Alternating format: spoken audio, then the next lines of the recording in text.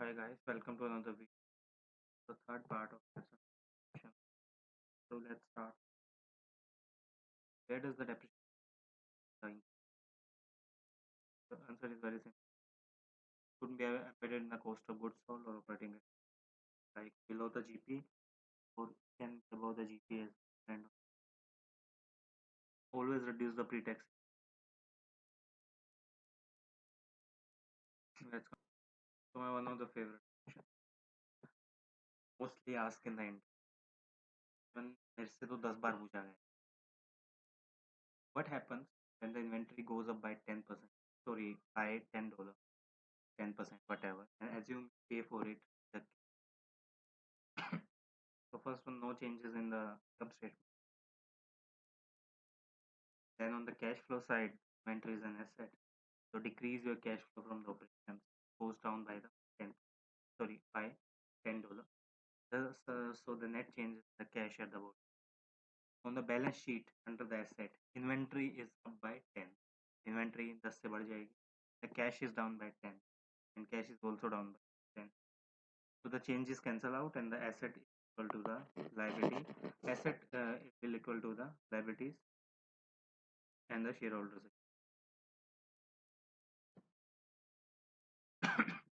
Next, what is the income statement not affected by the change? Uh,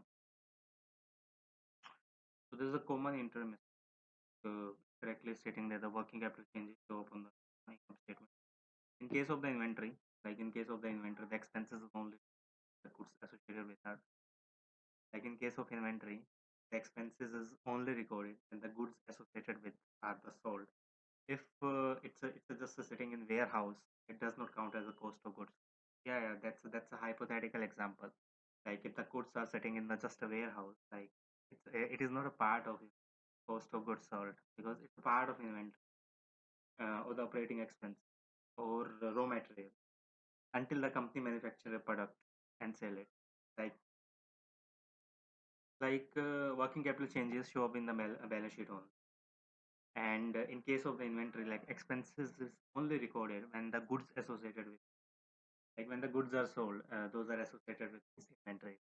Like if these are just sitting in the warehouse, like goods are kept in the warehouses, and it does not count as a cost of goods sold or operating because the company manufacture it into the product and sell it. So that's why they will count.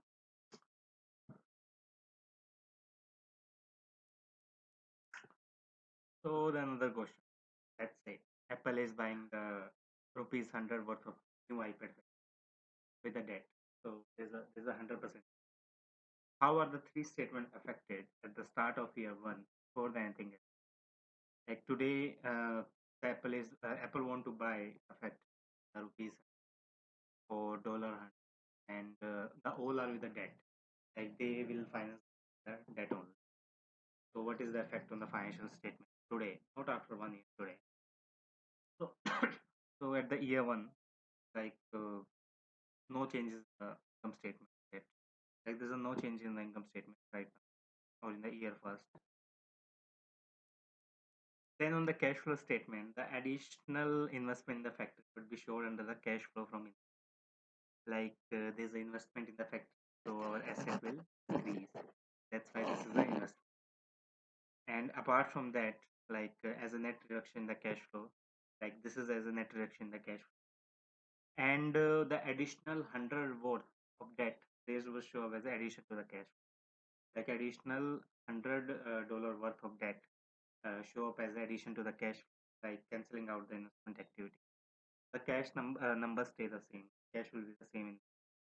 Like on the balance sheet side, there is now an additional 100 worth of the factories in the plant and like our assets will be increased. So there is addition in the 100 in the plant and machine. And PP is up by 100. Is also up by 100. And the asset is there up by 100. On the other side, debt is up by 100. So both the side balance. So asset is up by 100 and debt is also up by 100. So the both the sides balance. So this is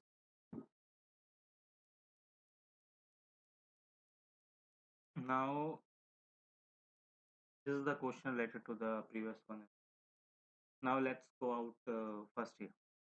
So start of the second year, assume the debt is higher yield, so no principal is paid off. Assume the interest rate is 10%. Also assume the factory depreciated rate of 10% per year. What happens? Like after the 1 year, the start of second year and the end of the first year, that is high yield. Like this is high yield debt, high interest, and no principal is paid off. Right. And assume the interest rate of 10% and the factory depreciated at the rate of 10%. What happens? So after a year has passed, Apple must pay the interest expenses first for the depreciation. So this is one, like they will pay the expenses at the end of the year and record the depreciation as this is one task.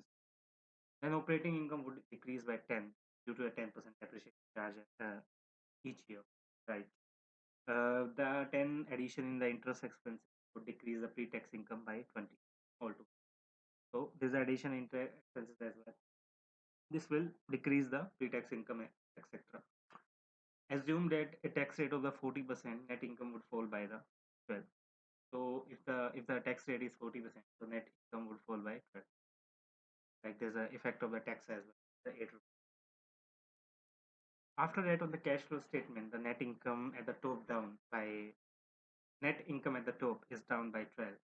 So on the cash flow statement as well, and the net income at the top is down by 12. The depreciation is a non-cash expense, so add it back. So add it into back, and the end result in the cash flow from the operation is down by 2. That's the only change in the cash flow statement is overall cash is down by 2. On the balance sheet under the asset, cash is down by 2 and the PP is down by 10 due to the depreciation. Overall assets are down by 12. On the other side, like the net income was down by 12 and the shareholders equity is also down by 12. Both the sides are there. Remember the debt number and the liability does not change since we assume that none of the debt is paid. So this is the one example. Like this situation, let's look at the difference in it. Like assume that Apple is ordering $10 of the additional iPad in the cash on it.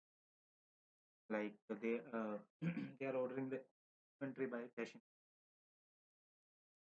in, but they do not have a manufacturer sold anything. What happens to a three state? They order that, but not manufacturer sold anything. So first, no change in the income statement. Why? Because they are just order, not sold, action, no cogs, and no sales. Cash flow statement. Inventory is up by 10. Yeah, and because they order that. Cash flow from the operation decreased by 10. No further changes, so overall cash down by 10. So on the balance sheet, like inventory is up by 10, right? Cash is down by 10 and the asset